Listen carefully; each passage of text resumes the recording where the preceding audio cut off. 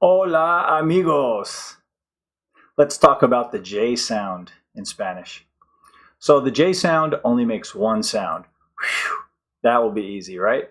Well, the problem is that the G can also share the sound once in a while. So let's see how. Let's investigate this. All right.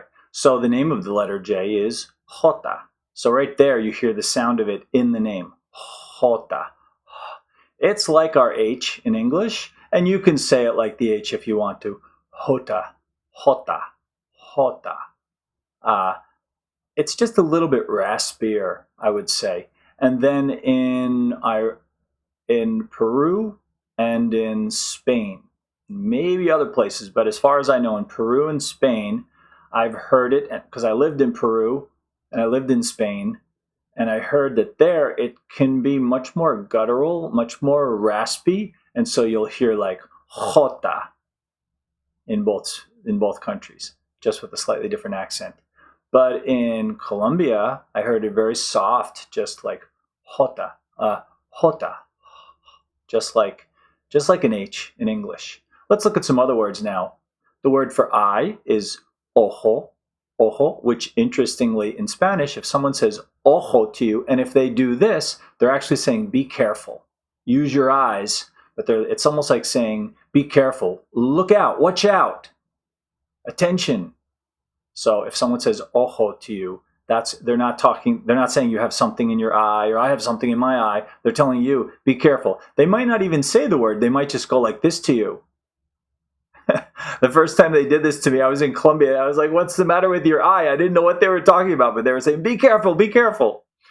You think all sign language and gestures is universal. It's not. Maybe I'll go over that sometime in the future.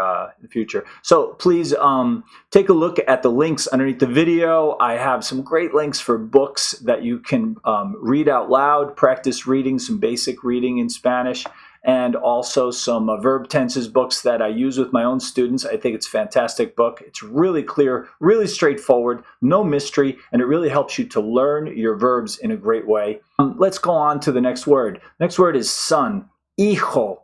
Hijo.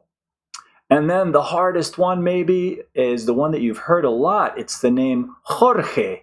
Jorge. Now this one leads us right into the G sound, which I'm going to go over a little bit now, but maybe I'll go over it a little bit more. I touched on it a little bit in my G sound video, but the G-E or G-I in Spanish will make the same sound.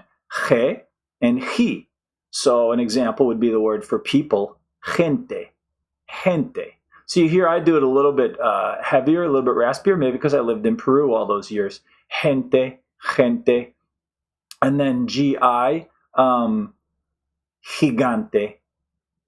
So you're going to see words like this. Now, just remember that if you can make the he with both G and J, but you cannot make the ho, ha, and hu with the G. That has to be with the J. Did you get that? So J-A, ha. You can only spell that with J and A, that combination of letters in Spanish. A G and A would be ga. And J-O, ho. A G and an O would be go. And J-U would be hu. Like in the beginning of the word juego, J-U-E-G-O, which means game or I play. Juego, juego.